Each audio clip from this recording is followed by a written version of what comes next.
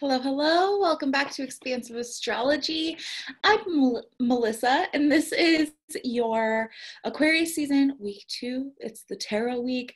This week, we're talking about the star card, the world card, the fool card, and the suit of swords, because those are all of the energies, those are all the tarot cards that relate with Aquarius season. I love tarot week of expansive astrology because it really helps us just further paint the picture of what the current season brings. How we can really engage with these energies and invitations and ideas even more fully so that we can make the fullest advantage out of what Aquarius season is bringing us and how we can really use it in our lives. So without further ado, I'm just gonna start with the star card. This is the star card.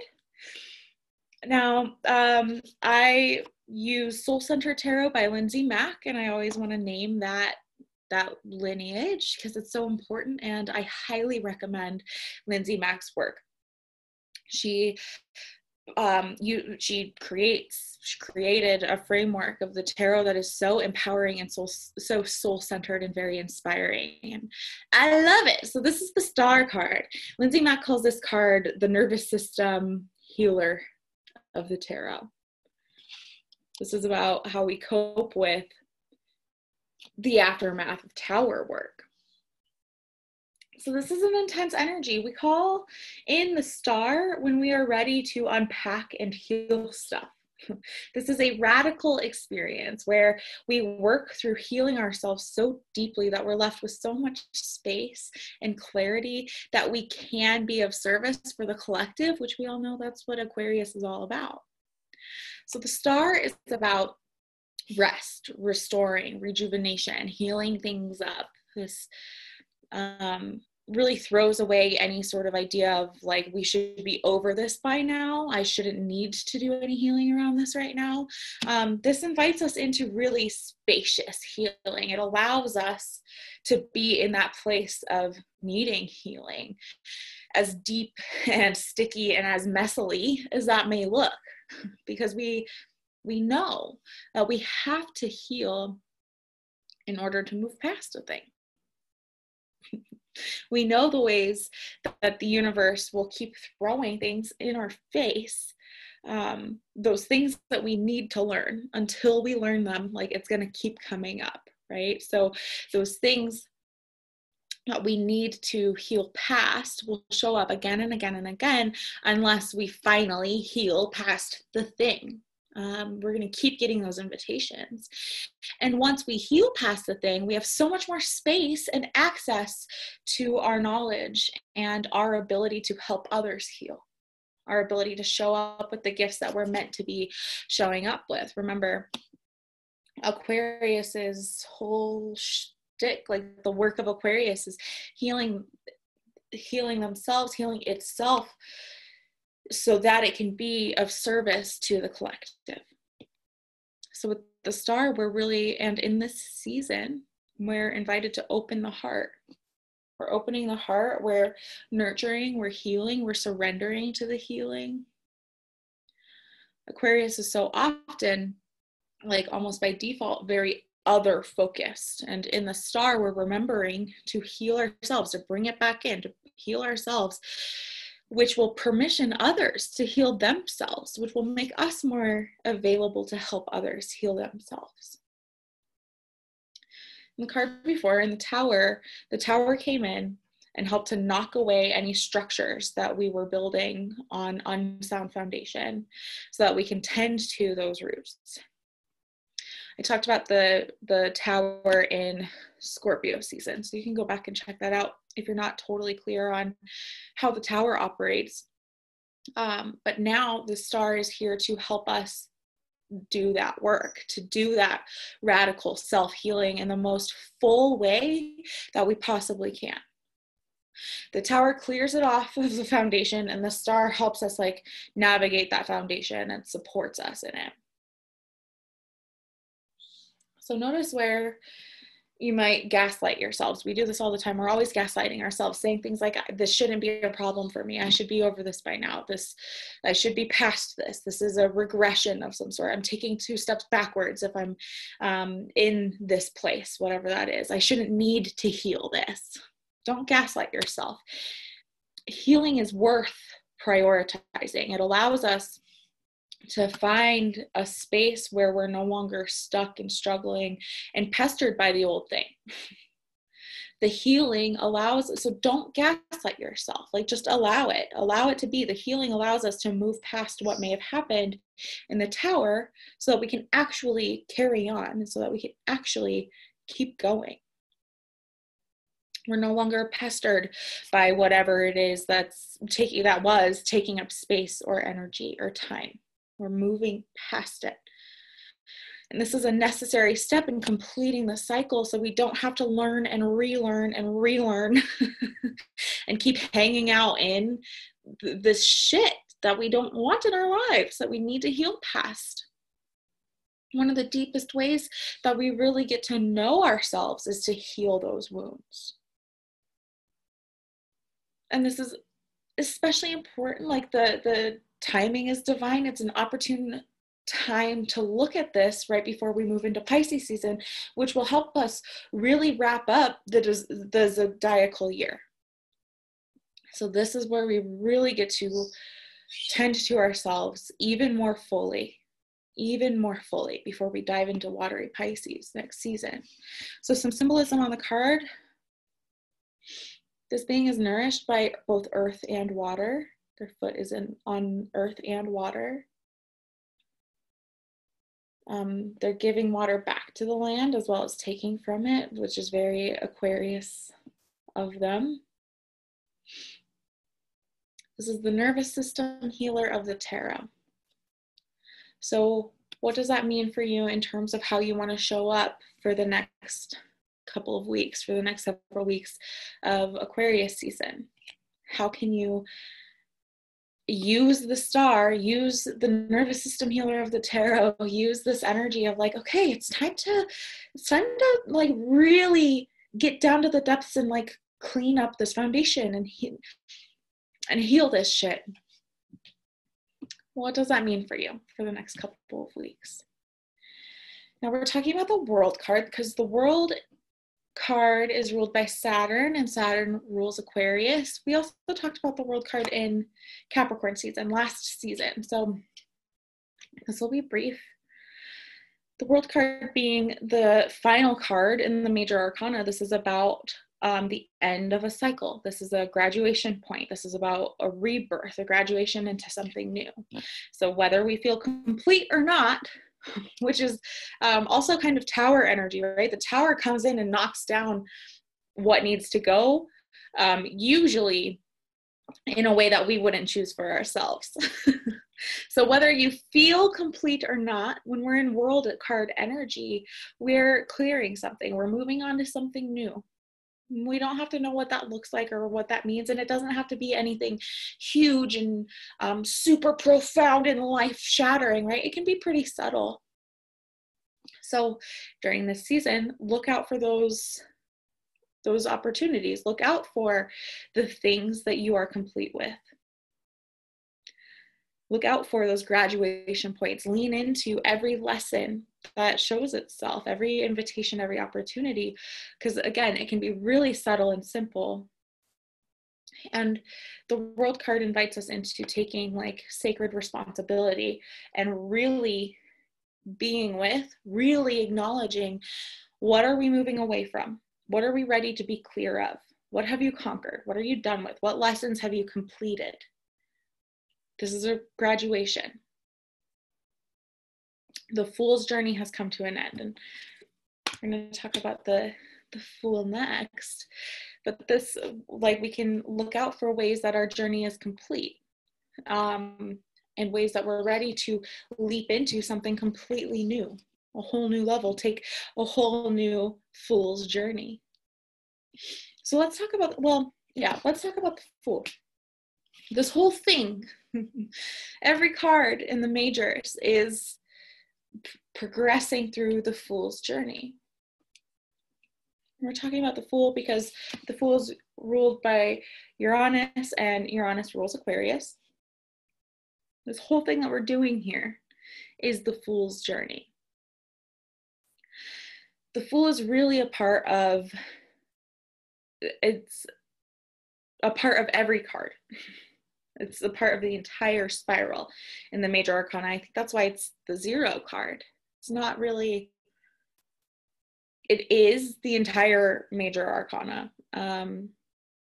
Traditionally, this card is taught as like a new beginning.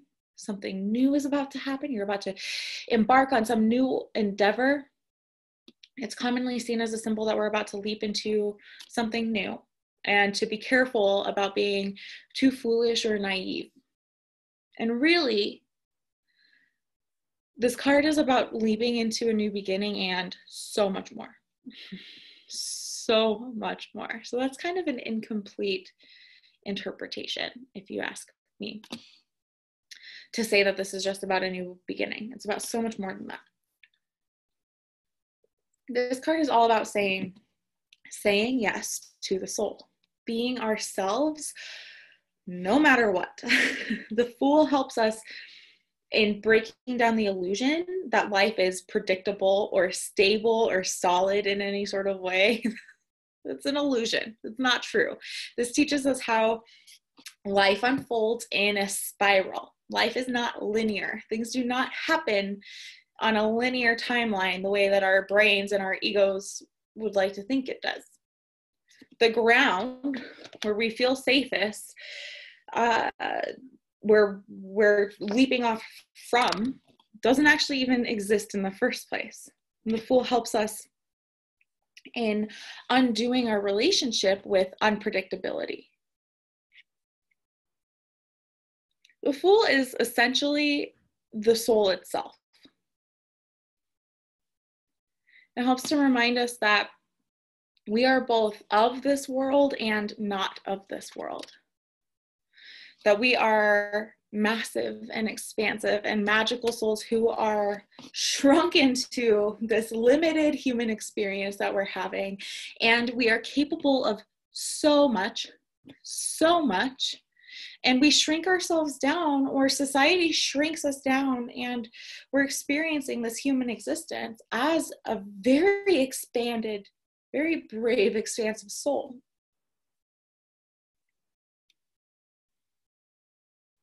The Fool reminds us that we're a soul within a body, a dream within a body, magic within a body, and that which limits us is limited. I love that. Our soul, the Fool, understands the value of discomfort in this life. The Fool understands that we become what we are growing, or what we are, by growing through what we're handed. The soul gets that. The Fool gets that. That discomfort is a signal of growth. It's expansive. Contraction is a signal that dilation is happening. Expansion is happening. So the Fool in some ways helps us to really embody beginner's mind. We get to practice looking at the world through the eyes of a child, where everything is new and everything is worth taking in and asking about and exploring. I love that practice of looking at the world through the eyes of a child. Practice that over the next couple of weeks. There's so much value. Don't mind my dog, I'm sorry. Let me pause. There is so much value in looking at the world through the eyes of a child. Like, we call children magical. Like, we watch a child play and like it's magical. And there's a reason for that. The Fool is not about being naive or foolish. It's not about being unwise as we follow our yeses and explore the world from a soul-centered, maybe kind of childlike place. Like, it's not about being naive or stupid or foolish. And the rest of the world might think so. Like, anytime we're making the choice to live from a soul-centered place, to live from a Fool-centered place, we're going to risk being seen as foolish to the rest of the world. Anybody who is really living from a soul-centered place is often seen as eccentric to the normies out there, right? And that just comes with the territory. And we might even question whether we're being foolish. Our brains might even question whether we're being foolish, right? Anytime we choose soul and doubt brain, the brain brings us into some questioning or doubt or criticism around the choices that we're making. It's to be expected. That's the brain's function. And it doesn't mean that we are being foolish. It doesn't mean that we're making the wrong choice. It just means that the brain is trying to protect us from being foolish or making the wrong choice. Trust the soul. Aquarius knows that it has to be what it is. It has to. Like, its life depends on being authentic and being what it is. That's what Aquarius is all about. It can't even help it. It can't resist. So practice tapping into that. Practice tapping into an energy of like, I have to stay true to me. I have to be authentic. I have to heal myself. I have to follow my soul's yeses and like leap from the ground every now and then. Even if other people think I'm being foolish or naive or eccentric. I am what I am. Be weird. Be too much. Aquarius is all about it. So some symbolism on the Fool card. We have a white rose, which symbolizes like the life, death, rebirth cycle. It is said that this bag is holding all of the Fool's past lives. There's a little white dog, which is meant to represent the ego, who is warning this being that they're about to jump off the cliff. The dog is afraid that the being has no awareness that they're stepping right into the unknown, but the Fool has no fear. This being is not afraid. The sun is clearly here and lighting the way. The Fool knows that the ground is an illusion to begin with and that they're going to be all right. The ego is present with the Fool, and the Fool is looking up and going forward anyway. With all of this knowledge of what it's bringing with it into this life and all of this clarity of sight with the sun. I'm an Aquarius sun, so like, I love this shit anyway. I'm a little biased. But I think that this invitation is so fucking powerful to just like sink into. So over the next couple of weeks, anytime you think of it, like just kind of sink into like, what would the Fool in me do? Can that be liberating? What would the Fool in me do? What would my soul choose here? So finally, I'm gonna share with you about the Suit of Swords. I pulled out all the swords from my deck. The swords, because the swords represent air energy and Aquarius is an air sign. So swords can be intense. There's a lot of intense imagery here. It can be really intense, and that's because it's air energy, and air energy is intense.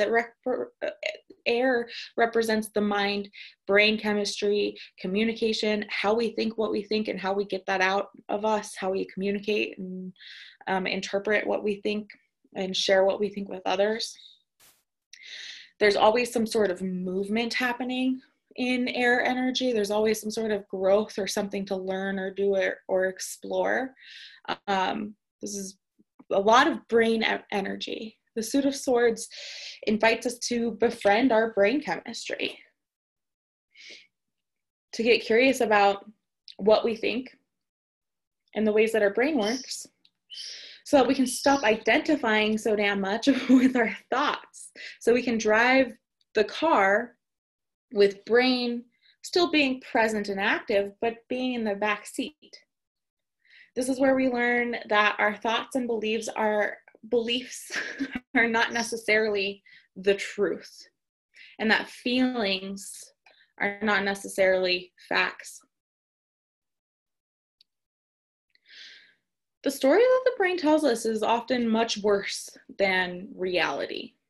We have a responsibility to check that, to check our narratives, to check what the brain is doing, and doing so can help set us free from that.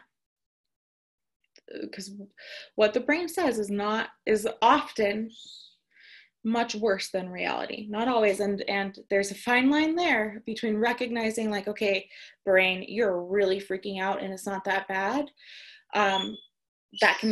That can be very close to gaslighting. So don't gaslight yourself, and know that a lot of the time, what brain fears the most and what brain is like screaming at us is often much worse than what actually is going on. Lindsay Mack says like that the Suit of Swords is kind of meta, that each sword card is describing the story of how horrible a thing might be.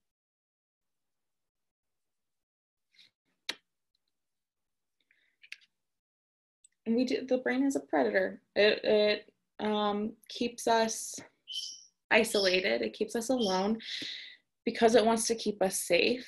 It doesn't want us to evolve and grow and leave the nest. So these brain stories especially come out when we're on the precipice of something expansive and amazing. So it's almost even a good sign when the brain is super freaked out about something, because it says that the brain is really threatened. And a lot of the time, that means that we're on to something. We're on to something great. We're on to something new. We're listening to our soul. So learning how to say like, my brain is telling me that this is a terrible idea. Or my brain is telling me this. Insert brain thought here. My brain is telling me this. My brain is inviting me to believe this. Just to kind of differentiate or acknowledge what is brain and what is not. And it doesn't mean that the brain is wrong. It doesn't mean to write off everything that the brain says. This is just about evaluating and just about being in relationship with the brain and knowing how your brain operates and knowing that you can make a choice. You can step into full energy, even if brain is bringing you into some really contracted sword energy. Because after all, when all is said and done, the brain is in highest service when it is serving the soul. Like that's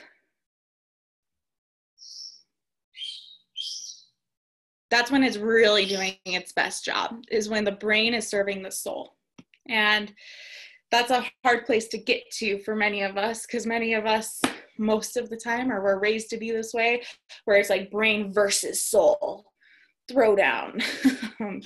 But when we can like live in more harmony and live where our brain is serving the soul, that's when we're stepping into our highest potential. So that's a bit on the swords. Again, hold on, let me pause. Okay, so this medicine of Aquarius season really asks you to find your authentic individual self. Again, like managing that relationship between soul and brain, healing the discrepancies between soul and brain, which will always exist, right? But like we get to step into a really purposeful, intentional, empowered relationship with both sides of us. We get to heal whatever comes up that gets really sticky around that, and we get to step into a really soul-centered place where by doing so, by healing ourselves, by honoring our uniqueness, and by honoring our soul's yeses and nos, we're serving the collective, which is what Aquarius is all about, is serving the collective. So let me know what you think down below. I love these invitations. Again, I'm an Aquarius, so I'm biased, but I really love this medicine of this season, and I'm so excited to see what you do with it. Like, let me know what you think down below. I'd love to hear from you. I love to think of a world where we're all like so radically focused on healing ourselves and showing up in the most empowered, unique, soul-centered ways possible. Like what do you think the world would look like if we all did that? That gets me jazzed. I love that idea. If you like what I'm doing here, please subscribe. It'd mean the world to me to have you here. Again, let me know what you think. Like this video if you liked this video, if you like what I'm doing here.